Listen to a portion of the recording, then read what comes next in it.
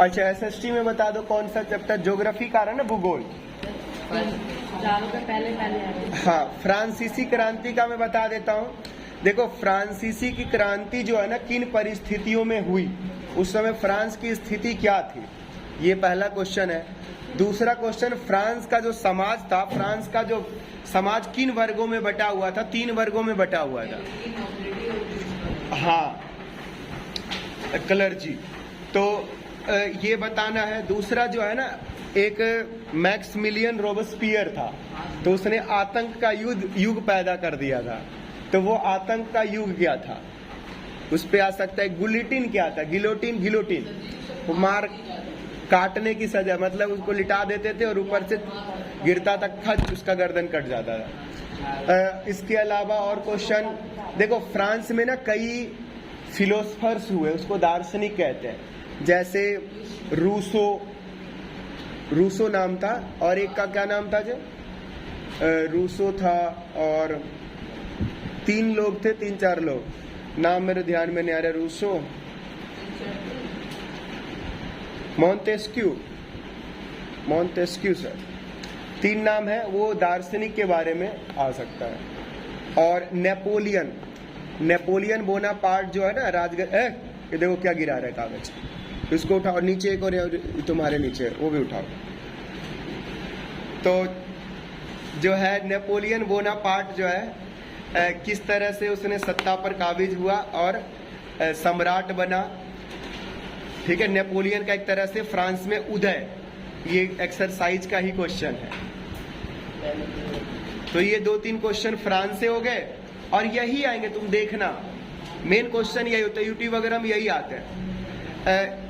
भूगोल वाले में आएगा कि हिमालय नहीं, हिंद महासागर में भारत की भौगोलिक स्थिति बहुत सुदृढ़ है।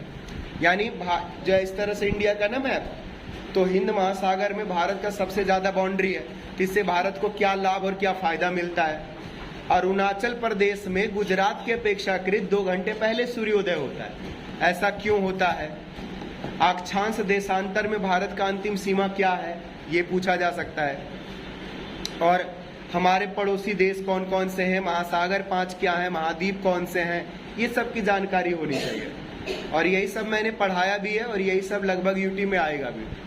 इसके अलावा कर्क रेखा जो है भारत के कौन कौन से राज्यों से होके गुजरती है, ये आ सकता है।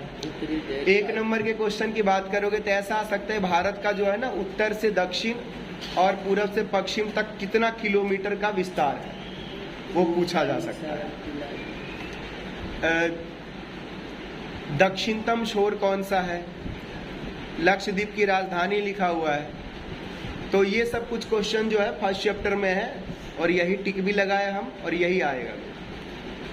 इसके अलावा अगर राजनीति की बात करोगे तो वही क्वेश्चन, लोकतंत्र क्या है, लोकतंत्र के क्या फायदे हैं, यानी पक्ष, और लोकतंत्र के क्या विपक्ष हैं, यानी पक्ष में तर्क दीजिए और उसके खिलाफ तर्क दीजिए। इसके अलावा लोकतंत्र की विशेषता क्या है, देखना, यही क्वेश्चन रहना है। इसके अलावा बच्चों, आपका एक और बुक है, वो है पालमपुर की कहानी वाली। तो उसमें पालमपुर में कौन कौन सी गैर आर्थिक क्रियाएं होती थी। पालमपुर में बिजली के प्रसार हुआ, बिजली आई, ठीक है, इलेक्ट्रिसिटी का सप्लाई हुआ, तो वहाँ के किसानों को, वहाँ के लोगों को किस प्रकार मदद हुआ।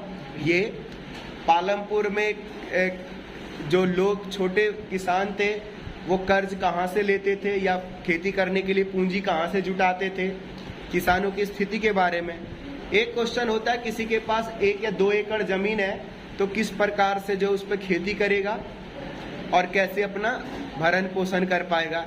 एक क्वेश्चन है कि भाई अगर कम जमीन है तो फसल उत्पादन को बढ़ाने के लिए आप क्या क्या कर सकते हो।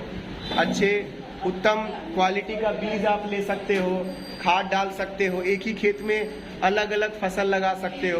तो इस तरह की कई सारी बातें हैं।